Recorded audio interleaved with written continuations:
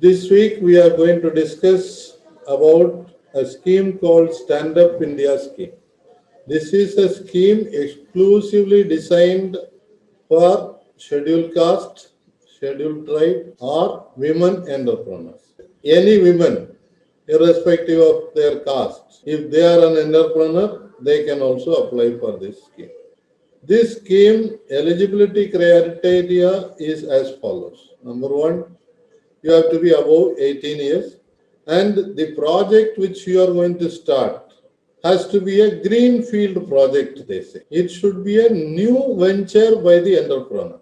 You cannot apply for a loan for an existing unit which has not been tried earlier by the entrepreneur and it is having some novel ideas.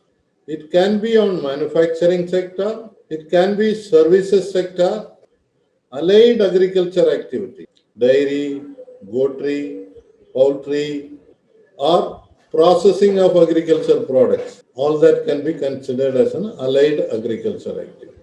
You can also be in trading. It may be a grocery shop, it may be a ready-made garment shop, or it may be a handicraft shop.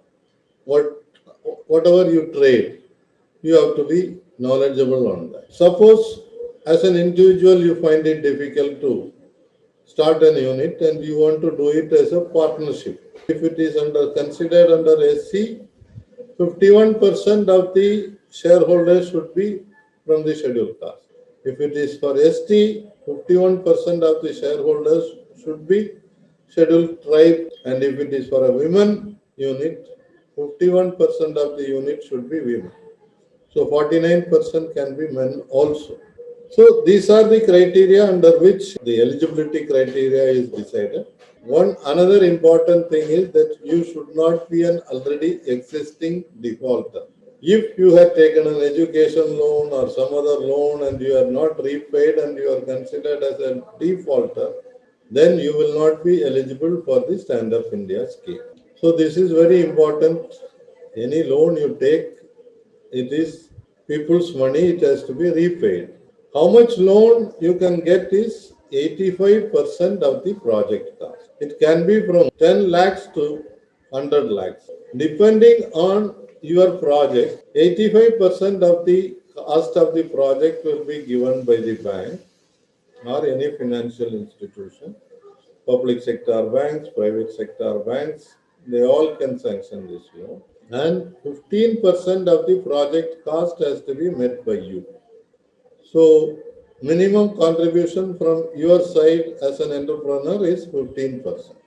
Now, the lending rate is decided by the bank, that is linked to the maximum lending rate fixed by the bank. You also have to give certain security for the loan because it is 10 lakhs to 1 crore.